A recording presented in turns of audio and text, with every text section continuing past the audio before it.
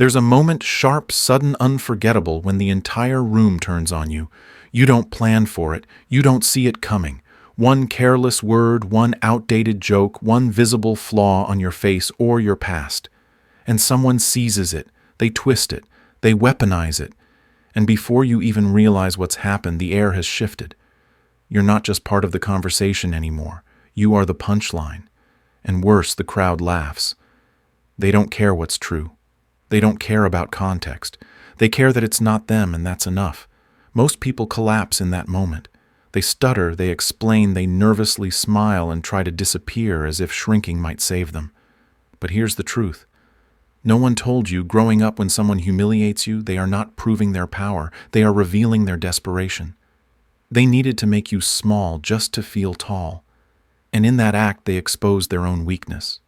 But only if you know how to see it. Only if you know how to hold. Because humiliation isn't a defeat. It's a stage, a battlefield disguised as comedy, a social ambush where the fastest thinker doesn't win, the stillest one does. And the crowd. They're not loyal to facts. They follow energy. They follow whoever seems like they own the room. This is where most people lose. But this is where the Machiavellian wins. Not with rage, not with rebuttal, but with surgical silence and psychological judo. Because the crowd doesn't remember what was said, they remember who looked like they didn't need to speak at all. And that's the moment everything flips. You don't remember volunteering for the role, but somehow you're on stage and everyone is watching. The lights are uncomfortably bright, the silence deafening. One person makes a remark, sharp, sarcastic, perfectly timed, and the room erupts. Not in defense of you, not in discomfort for what was said. They laugh, they nod, they join in. And just like that, you're no longer seen as a full human being. You've become a moment, a joke, a spectacle. This is the nature of public humiliation. It doesn't knock on the door or ask for permission. It ambushes you. And unless you've experienced it, truly felt, the way your chest tightens, your breath shortens, and the world blurs in slow motion, you won't understand how disorienting it is. It's not just embarrassment. It's a social execution of your identity. You were speaking your truth, being yourself, maybe even being vulnerable, and someone decided that was the perfect opening to elevate themselves by tearing you down. And the moment they succeeded in making others laugh at you, they didn't just hurt your pride, they hijacked your story. Most people don't realize this humiliation is never just a comment. It's a psychological ambush with a target much bigger than your feelings, your public image. The attacker doesn't just want to insult you. They want to frame you, twist perception, make others see you through their lens. And they often succeed not because they were right, but because they moved first. They caught you off guard. They controlled the narrative while you stood frozen wondering what just happened. But here's the shift: when someone tries to define you in front of others, you still hold one final power. The power to choose whether or not you accept the role. If you crumble, if you explain, if you beg for understanding, you validate their script. But if you remain still, unreadable, composed, watching you begin to fracture the illusion. The attacker was never powerful. They were just loud. And in silence, their volume starts to sound desperate. Because the room doesn't follow truth, it follows composure. And in that moment, the most dangerous person isn't the one who speaks first. It's the one who refuses to play the part they were given. In the seconds after someone humiliates you, every cell in your body wants to react. Your pulse spikes. Your mind scrambles for the perfect comeback. You want to shout, correct, deny, anything to break the uncomfortable silence swallowing the room. But that silence is exactly where your power lives. Not in the words you say, but in the ones you don't. Most people think survival is about speed. React fast, reclaim the spotlight, take control. But the Machiavellian mind understands a darker truth. The first to speak in a crisis usually loses. Why? Because their energy is reactive, and nothing screams weakness louder than someone trying to fix how they're being seen. Stillness, however real, grounded, intentional stillness, terrifies people. When you freeze not from fear but from complete calculation, you fracture the script they wrote for you. The crowd expects emotion, anger, awkward laughter retreat. What they get instead is confusion, psychological static. They don't know what you're thinking. They don't know what you'll do. And suddenly you're no longer the victim, you're the anomaly. Hold your gaze. Don't flinch. Let your breath slow. Let a faint smirk pull at the edge of your mouth, not to provoke, but to remind them you're not playing along. At first, the silence will feel unbearable. But wait. That's not weakness you're feeling, it's power being born. Because something eerie happens when you don't react. The room begins to question the script. Why isn't he fighting back? What does she know that we don't? Is this strength? You haven't said a word, but the energy has already shifted. You're no longer the object of the insult, you've become the question that unsettles the crowd.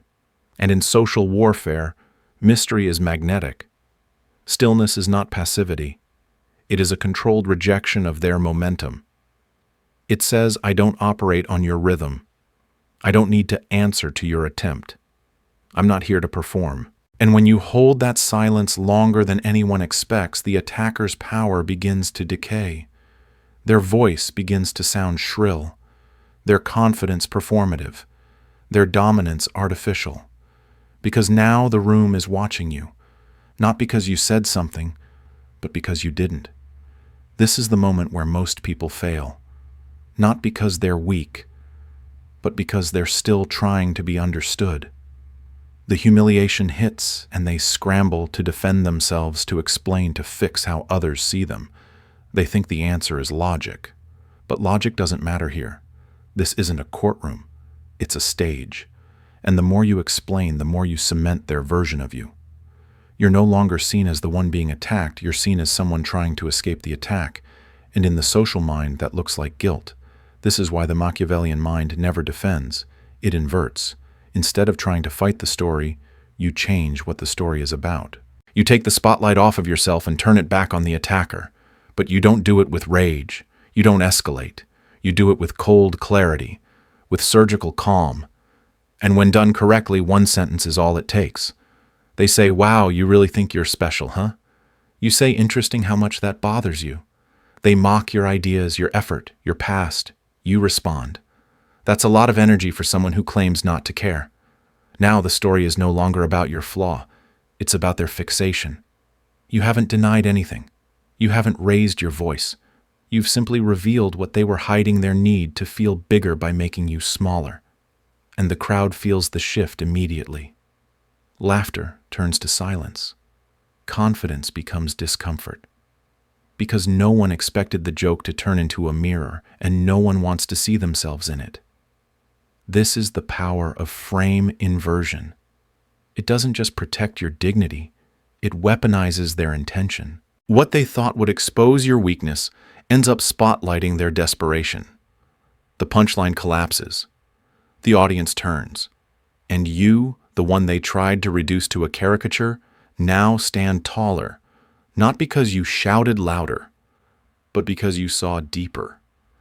In a world obsessed with being right, the one who can control the meaning of the moment always wins. And when you refuse to be defined, when you make them confront their need to define you, that's when the game ends. And they lose it, without you ever having to play. Not every insult is a lie. Sometimes they strike something real, a past failure, a visible imperfection, a wound you thought was hidden. And when the room hears it, when it's said aloud in front of everyone, something in your chest caves in. That old shame rises again, not because they created it, but because they named it. They pulled it out like a trophy, as if it somehow defined you. And in that moment, you feel exposed, cornered, weak. This is where most people fall apart, not from the insult itself, but from the truth inside it. They panic. They deny it. They try to explain it away. That's not what happened, they say. Or worse, they shrink into silence, praying the moment passes. But it doesn't. Because when there's a little truth in the insult, the crowd leans in. They want to see how you'll carry it, and what you do next, becomes the story people remember. But the Machiavellian doesn't flinch at truth. He doesn't run from it. He does the unthinkable he claims it, calmly, deliberately, as if he's not wounded by it at all. Yeah, he says, that happened, and I'm still here. You had to bring it up. I had to live it. With that one statement, the dynamic shifts. You're not denying weakness, you're mastering it, because the second you own it, it loses its edge. It can't be used against you anymore. The flaw becomes a scar, and scars are powerful. They say, yes, I've been hurt, but I've healed, and I've come back harder to kill. Now the attacker looks desperate, digging through your history just to get a reaction. And the crowd. They're no longer looking at your past. They're watching your presence, the calm, composed aura of someone who has nothing to hide. This is the Machiavellian reversal. When they try to shame you with something real, you don't fight it, you absorb it. You elevate it. You turn your wound into proof of survival. And in doing so, you become someone untouchable, not because you're perfect, but because you are no longer afraid of being imperfect in front of anyone. Not every attack comes with a sharp tongue. Some are quieter, colder, and far more devastating. It's when you speak and no one listens. When your input is brushed aside. When you're present in the room but made to feel like you're not even there. No eye contact, no acknowledgement, just enough dismissal to remind you that you've been socially erased. This is humiliation by omission. And for many, it cuts deeper than direct insult, because there's nothing to respond to. No words, no proof. Just a sinking feeling that you don't belong, and worse, that no one even noticed. But here's what the Machiavellian sees that others don't silence, is still a message. And invisibility, when used by manipulators, is a tool of power designed to trigger insecurity, desperation, and self-doubt. They want you to chase inclusion, to try harder, to seek their approval, like a child pressing their face against a locked door. And most people fall for it. They try to earn their way back in. They overextend. They get louder, nicer, more agreeable. But all this does is confirm the frame that you're the outsider begging for validation. The Machiavellian does the opposite. He doesn't chase the room. He withdraws his energy from it, not emotionally but strategically. He shifts his attention, his focus, his presence to another corner of the space. He engages someone else, starts a separate conversation, or simply sits with calm composure, unaffected. And that indifference is nuclear, because now the balance shifts. The people who excluded you feel the power slipping away, not because you demanded it, but because you stopped spending it on them. You've made their attention irrelevant by showing you don't need it. And quietly, almost imperceptibly, the room starts to rotate. People turn toward you not because you asked them to, but because you pulled their gravity. And the ones who tried to make you invisible are now watching you become unforgettable, not with noise, but with poise. This is social power at its purest, not earned by performing, not granted by approval, but forged in silence where you never asked for permission to matter. Sometimes, the most devastating strike is the one you never throw. You don't need to shout. You don't need to argue. You don't need to win, because if you hold still long enough, they'll destroy themselves trying to break you. This is the moment where the Machiavellian doesn't fight, he waits. He lets them spiral. You see, people who humiliate others in public rarely do it once.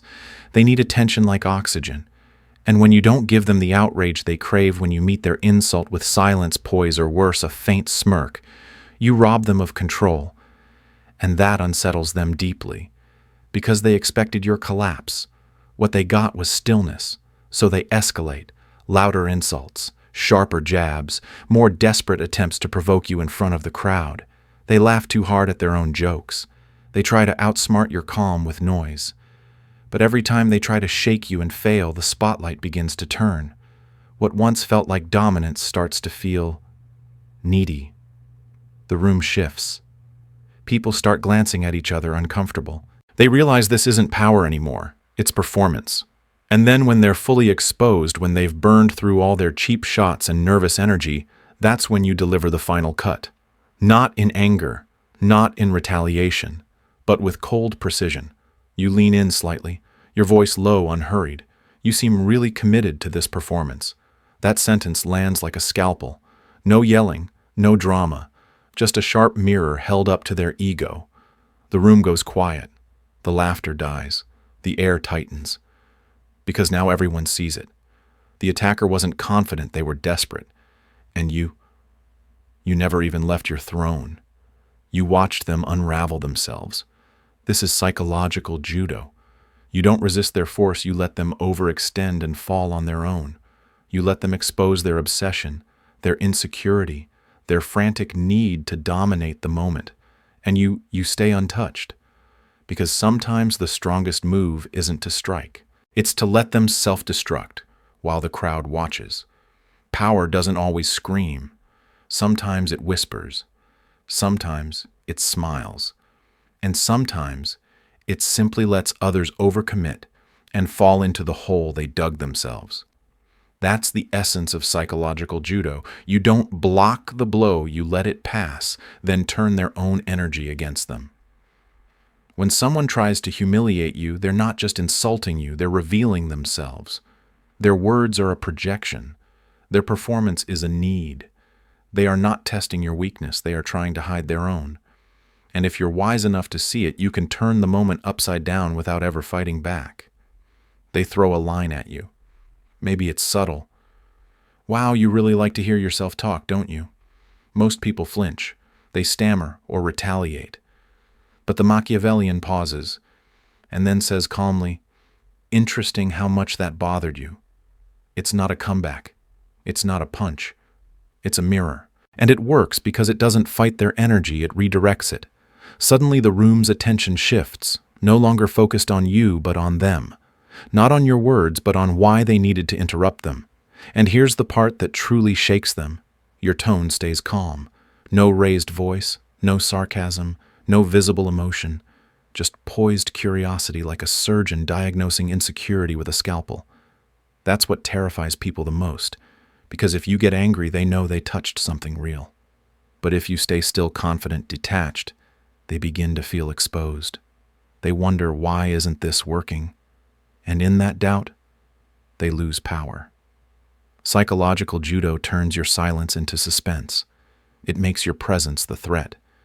It forces the attacker to reveal how much they actually care, and once they do, the performance crumbles. The insult stops being about you and becomes a window into their obsession. You don't win by resisting. You win by revealing the need behind their aggression. And once the room sees that, you've already won. There comes a moment right after the power flips when your ego whispers, "Stay. Enjoy this. Soak in the applause." You've flipped the frame. You've exposed the attack. You've disarmed the crowd with silence, with poise, with precision. And now, everyone sees it. You won. They know it. The room is quiet, not from awkwardness, but from respect. All eyes are on you. And that's exactly why you leave. Not in anger, not in arrogance, but in mastery. Because true power doesn't linger. It doesn't crave validation. It doesn't stick around waiting for recognition. It exits with calm dignity and leaves everyone else wondering what just happened. This is what the Machiavellian understands better than anyone. When you stay to collect credit, you make yourself human again, emotional, reachable, dependent on response. But when you walk away at the height of the reversal, when you shift your energy to something else, when you let the moment end without fanfare, you become a story they'll tell again and again. He didn't even flinch. She didn't say a word and still made them look foolish. He walked out without needing the last word. That silence haunts people because it reveals something rare, someone who doesn't need to prove anything, someone who doesn't need permission to be powerful, someone who knows they've already won and doesn't need the crowd to confirm it. In that absence, your presence becomes even more pronounced because people don't just remember what was said, they remember what wasn't. They replay it. They analyze it. They start asking each other, what was that? And while they're still frozen in that loop, you've already moved on. This is the art of the exit. Not a retreat, but a controlled disappearance. A performance that ends not with applause, but with silence, tension, and respect. You don't just win the moment. You own the narrative they never got to finish. Because in the end, the most powerful person in the room is the one who never needed to stay in it to be remembered. Humiliation isn't just a bad moment. It's a strategic strike not against your body, not even against your pride, but against something far more dangerous, your identity. When someone mocks you publicly, they aren't simply trying to hurt your feelings. They're trying to rewrite who you are in front of the crowd. And if you don't see it for what it is, if you treat it like just another insult to brush off, you'll wake up one day wearing a version of yourself you didn't choose. Because that's how it works. In a world ruled by perception, whoever frames the story frames you. And perception, especially in American culture, moves faster than truth. Before you've had a chance to defend yourself, people are already forming opinions. Not because they verified anything, but because someone told a compelling story and told it first. Now suddenly, you're not who you are. You're who they say you are. The awkward one, the overthinker, the try hard, the not quite enough. And if you accept that frame even a little, it becomes a self-fulfilling prophecy. You start walking like it's true, talking like it's true, apologizing for things you shouldn't be sorry for, shrinking to fit inside someone else's version of you. But Machiavelli would scream from the grave, take back the pen. You don't fight identity warfare by defending yourself. You don't win by correcting every rumor or explaining every mistake. You win by refusing to play the character they wrote for you. When they frame you as weak, you show poise.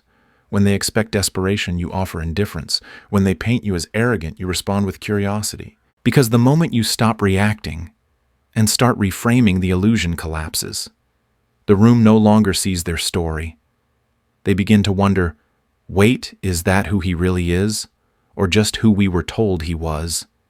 This is not about being liked. It's about being sovereign over your own image. Because the most dangerous thing you can ever do is let someone else define you while you stand there silently agreeing. Most people think power comes from dominance, from always winning the argument, proving your worth, or being admired. But real power, lasting, quiet, untouchable power, doesn't come from chasing victory. It comes from not needing it. The Machiavellian doesn't seek applause. He doesn't crave validation. He doesn't even care to be seen as right. Because his game is not about recognition. It's about control. And the most unbreakable form of control is the kind you hold over yourself. The moment you crave nothing from the room loses all power over you. They can insult you. They can mock you. They can twist your name and drag your history into the open. But when your self-worth doesn't flinch, they run out of weapons. Because they were never actually trying to destroy you. They were trying to control how you see yourself. And when that fails, they unravel. You win when you become psychologically invulnerable. Not because you never feel pain, but because pain doesn't dictate your next move. Not because you don't hear the insult, but because you choose how to interpret it. Your stillness becomes louder than their outrage. Your indifference burns deeper than their sarcasm. Your calm becomes terrifying. This is the moment the attacker realizes they can't reach you. Not through shame, not through exclusion, not through baited compliments or subtle digs. You've removed the hook. You're not hungry for approval. You're not desperate to be understood. You're not playing their game because you don't need the prize they're offering. That's what turns fear into respect. That's what transforms silence into suspense.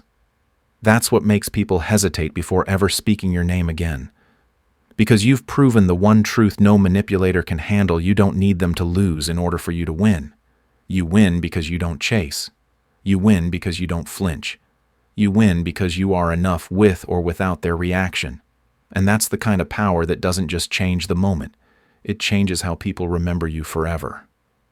In the end, it's not the insult that destroys you. It's what people believe it meant.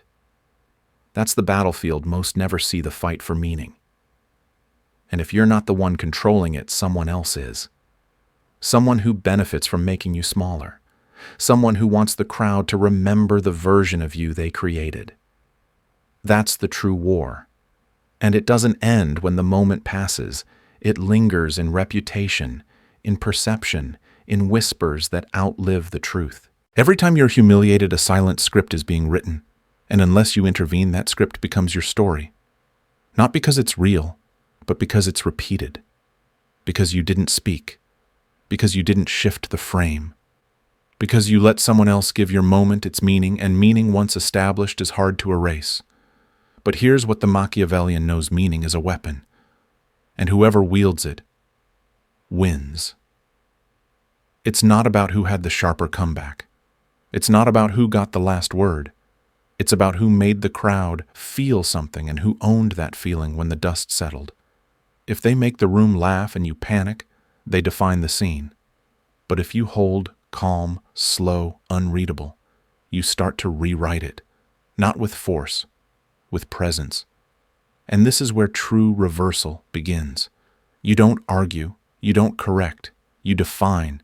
You shift the spotlight from what was said to why it was said. You take the insult and turn it into a mirror. You refuse the identity they tried to assign and instead become something they didn't expect, something they can't categorize. And that confusion becomes power. Because the moment they realize they can't define you, they fear you. And the moment the crowd feels that fear, you've won. Not by shouting, not by explaining, but by showing without effort that you are the only one allowed to decide what your story means. And when you do that, when you take the very moment meant to bury you and turn it into your origin story, you don't just survive, you ascend. At some point you'll be misunderstood, mocked, dismissed, not because you failed, but because someone else felt threatened by your presence.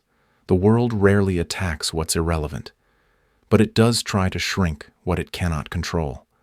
The true lesson here isn't how to win arguments. It's how to stop needing to.